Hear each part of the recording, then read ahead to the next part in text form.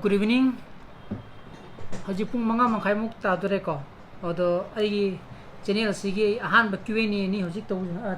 jage na tawrisi. Odo ai ginu pidi ngasai usuma ke sama muk chelo duga hojik nginju ke sama chakadar khande moi paw phongnari ba ko dona mai yawo farak tarane ba. Adagi ai gi question ma'am je Instagram account ju hangbire aduga ai gi YouTube gi personal blog to ju mayama hangbiri ko mudui da mut thank you. Adon aham badadi ai gi Instagram account digi hanan lakhachage ba namodu to aduga sigi video si Q&A video si kyam sang dono khang de yana sangada bo oiragane part ani thokna ai khaido ga tong tong ai upload to tawjarake ko madugi da makta mayam waro bi ne khalli adon ahan baje basu khuman na hangbiri je ekoi meitei henjang da sanataba kain ipam pambage ko uti aigi ka adagi mathangi question jina oken loy sai mana hangbiri sina bro si kai thabak tawbige ai je hoji Department of Education gi makhada lecturer oina government higher secondary madai oja oijari ko aduga siga iroina na Gurgaon gi private company amagi freelancer oina assessor amasu oiri ko adagi mathangi question jina John Chilla laisramna hangbirakmani bradagi ming yumnak haibira o nungti gi video adum yengi yam nungai o thank you aduna aigi ming jina disma aduga aigi yumnak china mayang lambam ni ko aduna aigi ming disma mayang lambam adagi mathangi jina Robert Kon Singh hai ka mana hangbiri jina hearty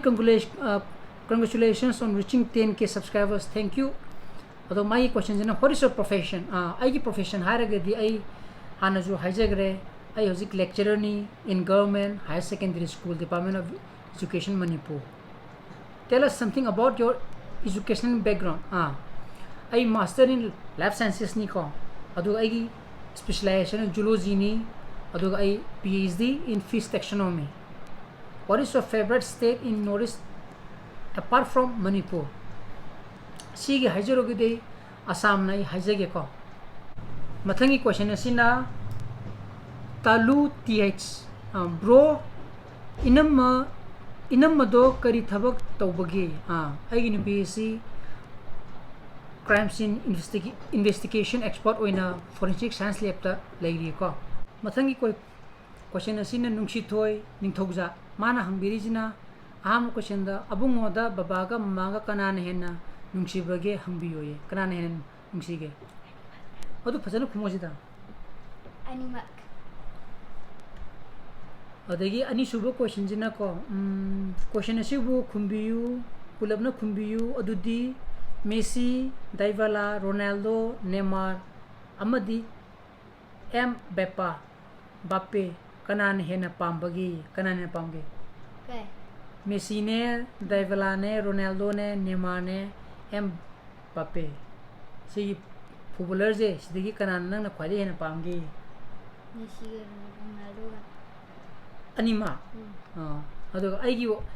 oiragana Messi ni ko adagi makataba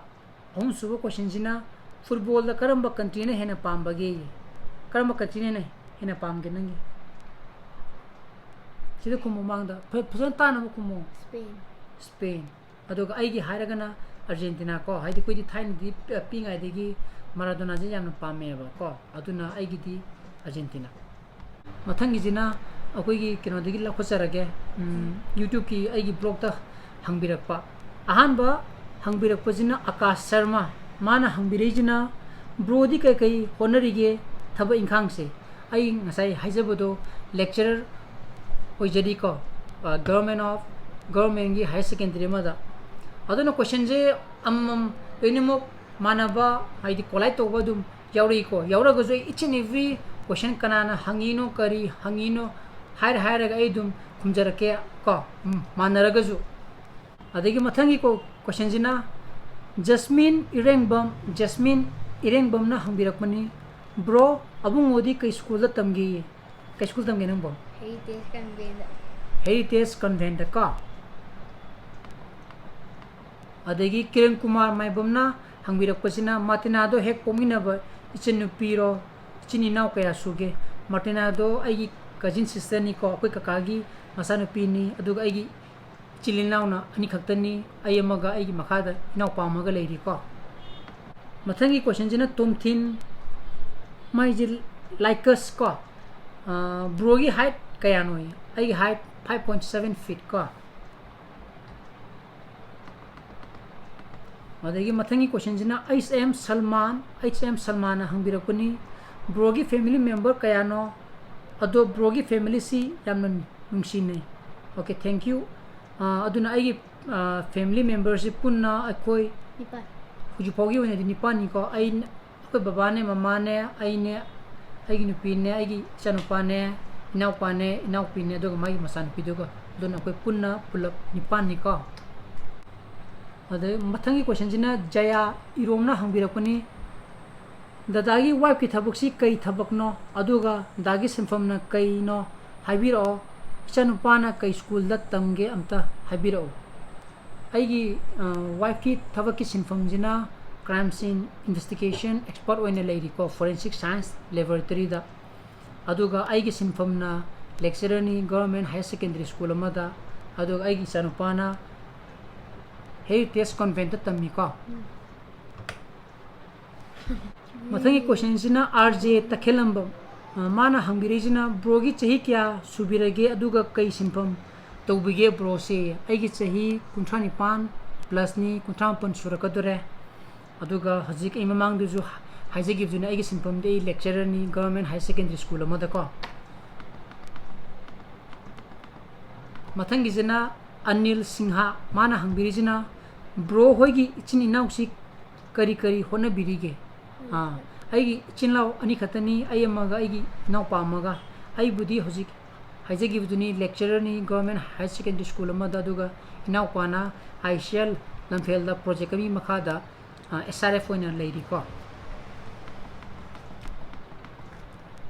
मथंगी Jinnah S राजदो ना हंबिरकपनी ब्रोना ओजा ओरिबा higher secondary school दु करम school नो Johnstone higher secondary school नि को सिगी अनोबा new posting place नि मथंगी जिना मोमोको ओइना ब्रोगी नुपी से कई थबक तौगी आइगी नुपी से फोरेंसिक साइंस लैबोरेटरी दा क्राइम सीन इन्वेस्टिगेशन एक्सपर्ट ओइना लेरी को मथंगी क्वेश्चन सिना बेबी सना मैसनामना हंबिरकपनी को इबुम इनम होगी इचिनी नाउ से कयानो इनम होगी इमादी सुमु उदे अहल यामना ओरबरा आइगी नुपीगी मागी मसिमना से पुना मरीनी को मान अहन्नी माई मखादा मौपानी नुपानी मगा मसनुपी मगा मनाउपी मगा अदुना मागी मौपा मदी लेगिद्रे को अदुगा आइगी दि असेंग इनेम्बो हाइदी आइगी नुपीगी ना ममादी माजुल लेगिद्रे अदुना हजुजिक मागी हाइदी स्टेप मदर मदी लेरी को अदगी मथंगी क्वेश्चन जिना ब्रोगी जेस्की वोर ना हंबिरकपनी मथंगी जिना ब्रोगी हेयर दो हेयर ऑयल सिजना दब्रो पाई सिजना ये याम तोइने दे सिजना दे समटाइम्स खर खकनी को कईनो दा सिजना रगजु कोइगी अमलागुमदी सिजना दरे कोइगी याम चनम चनब लाउदबा थाउगुम बोइने सिजना को नतदी समजे त नपसलेबा अदुगी को कईनो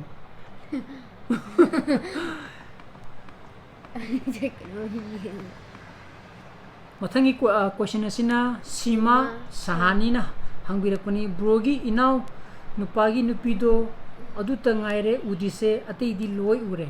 ओके अदुम आइगी अनम ब्लॉक तदी कया याउदबने अदो ममा ममांगी ब्लॉक त अदुम याउबनी को मदद दुम येंबियो आई तंजाम इचा चानादबो को आइन हेक मागी मतई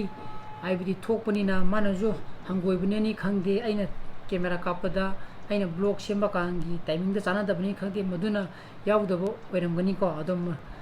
आई अनम ब्लॉग त याउदगजु मरक मरक की ब्लॉग तदी दुम याउबने मदोइना येंबियो को मथंगी क्वेश्चन असिना पिंकी एलांगबम Pinky. पिंकी एलांगबम ना हंबिरपनी दादा होय फैमिली से याम नुसिए थैंक यू अदो दादा गा इनमग से करी माइ करी सिनफम द लेरिगे मसाइ जो हाइजेखिबदुनी आइगी नुपीना फोरेंसिक साइंस लैब ता क्राइम सीन इन्वेस्टिगेशन एक्सपर्ट ओइना लेरी को अदुगा आइना गवर्नमेंट हायर सेकेंडरी स्कूल अमदा लेक्चरर ओइरी मथंगी क्वेश्चन सिना मालेमगानबा ओइना माना हंबिरेसिना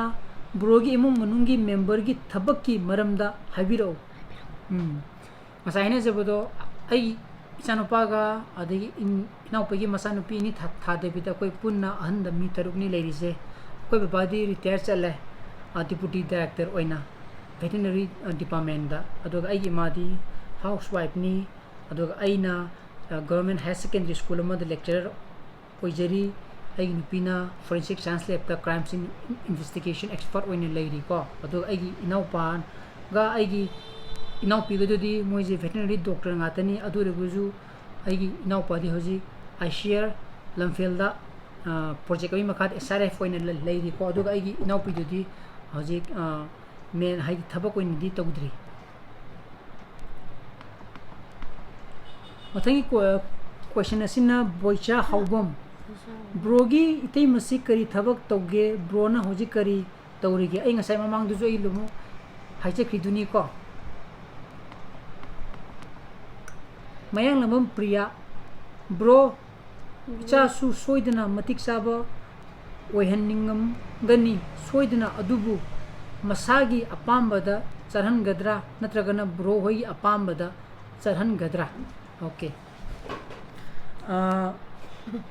हयेंग चारकन मागिजु अनिंग अपाम्बा मदिदुम लाक्चगनी अदुबु हलम ओइना हाइदि मामा मपा म ओइना मान हयेंग सीमा ओइरके हाइबा कांदा करिना फै फते हाइबदि हाइदि खनरगा नैनरगा मागी अपाम्बुदना हेना पॉजिटिव अन रेस्पॉन्स लेगदबो ओइगदि मोदेना चलंगनी को हाइदि अकोइगिदि सिना फै फते हाइबदुमा ताकम मथौ ताबनि अदुना मागी अपाम्बदा खलगा अदुम चलंगनी तबुतबु करिना फै कइना फते हाइबगी खननबगी तंजादुदि कोइ लौगनेबको मथंगिजिना नमाइरपम जोनचिला ब्रोगी वीडियो द याउबा लैसाबी लाइकी हेरोइन नि हाइबुदु एल्बम गा कुम्बुदरा माने एल्बम खरा खरा दुम कुम्बने माइ ममिंगना मार्टिना मयालम कोबनी को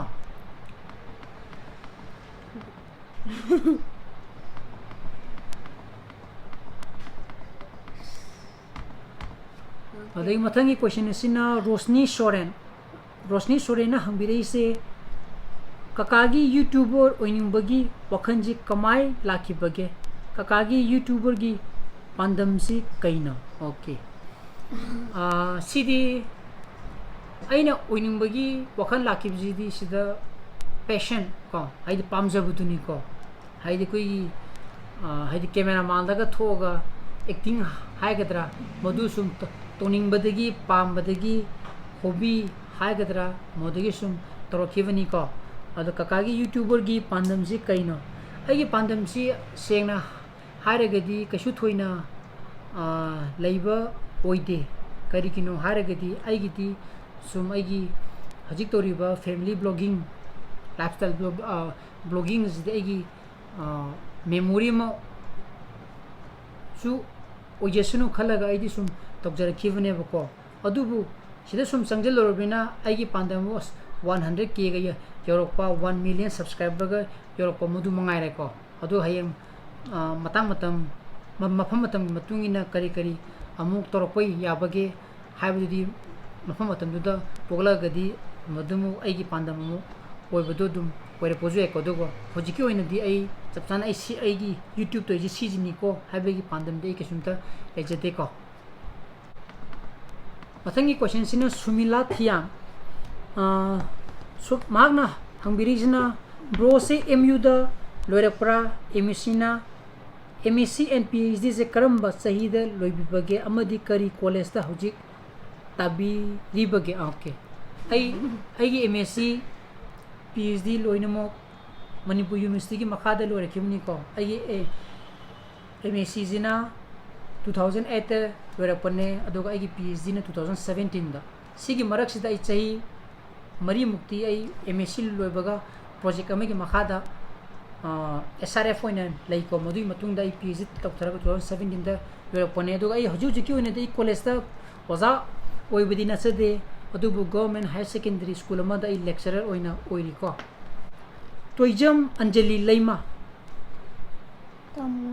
तामोगी इनमगा से याम नुंसिनै तामोना हेना नुंसिजब माले अदो इनमगा तामोगा से चही क्या नुंसिनरगा युम पालके चही जे